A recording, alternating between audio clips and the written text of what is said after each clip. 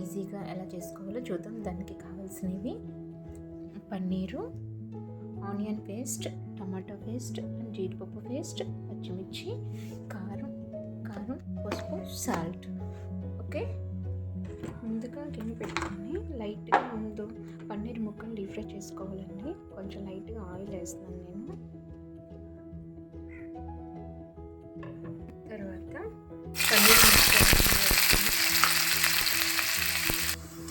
So ఈ విధంగా colour వచ్చేంత వరకు మనం డీప్ ఫ్రై ఇలా చేసుకోవాలండి.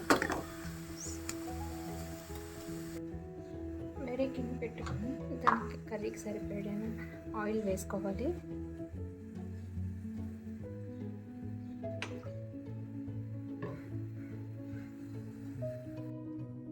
ఆయిల్ వేడెక్కిన తర్వాత పచ్చిమిర్చి కొంచెం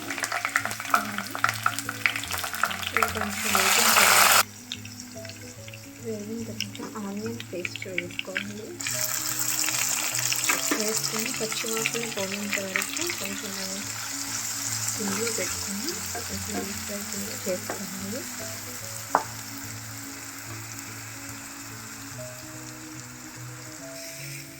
ఇది కొంచెం వేగిన తర్వాత టమాటో వేసుకుని కూడా నేను ఇంట్లో వేసేయాలి.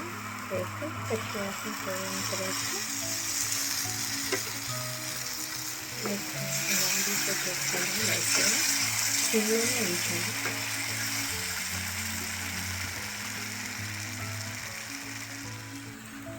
కొంచెం అల్లం వెల్లుల్లి పేస్ట్ లైట్గా వేసుకోవాలి. వేసుకొని కలపాలి.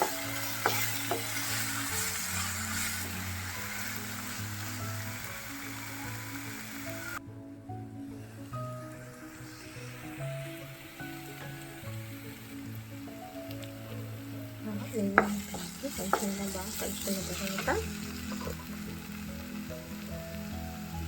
కొంచెం పసుపు, సరిపడిన సాల్ట్ నేను కొంచెం వేస్తున్నానండి. తర్వాత మనకు సరిపోతే వేసుకోవాలి. ముందుగానే వేసుకున్నాము అంటే ఎక్కువ అయిపోద్ది కదా. కొంచెం కారం,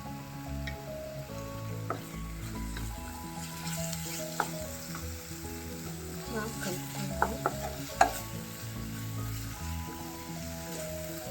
ఇలా కలుపుకున్న తర్వాత జీడిపప్పు పేస్ట్ తీసుకున్నాం కదండి, మనం ముందుగా గ్రైండ్ చేసి పెట్టుకున్నాం కదా, ఆ పేస్ట్ని ఇందులో వేసుకోవాలి. చిక్కగా ఉంటుంది కాబట్టి మనం వాటర్ వేసుకోవాలండి. వాటర్ వేసుకొని బాగా కలుపుకోవాలి.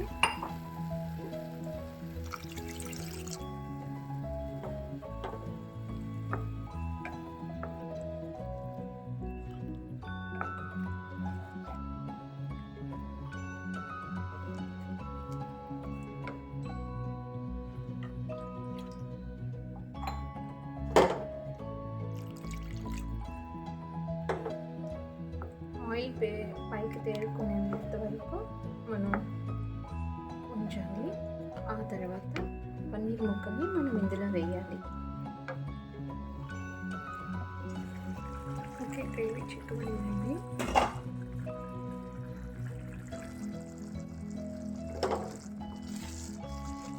ఇప్పుడు మనం పన్నీర్ ముక్కల్ని ఇందులో వేసి మనం కలుపుకొని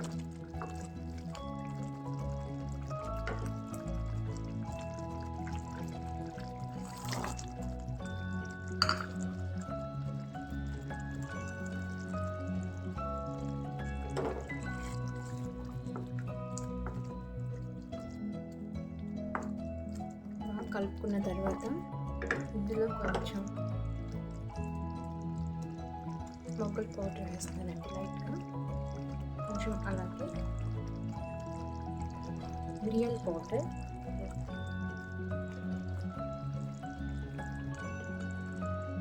వేసి బాగా కలుపుకొని సిమ్లోనే ఉంచాలి.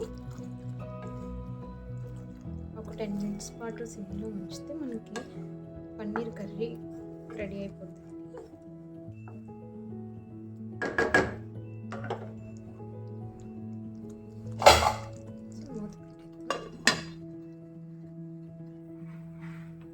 మనకి పన్నీర్ గ్రేవీ కర్రీ రెడీ అయిపోయింది.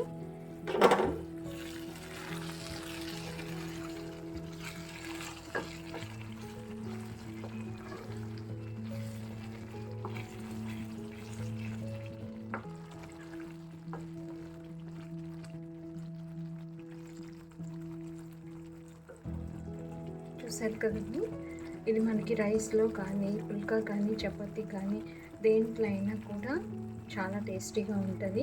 ఈ విధంగా ఒకసారి మీరు కూడా ట్రై చేసి చూడండి. Paneer gravy curry. ఓకేనండి, బాయ్, థ్యాంక్ యూ.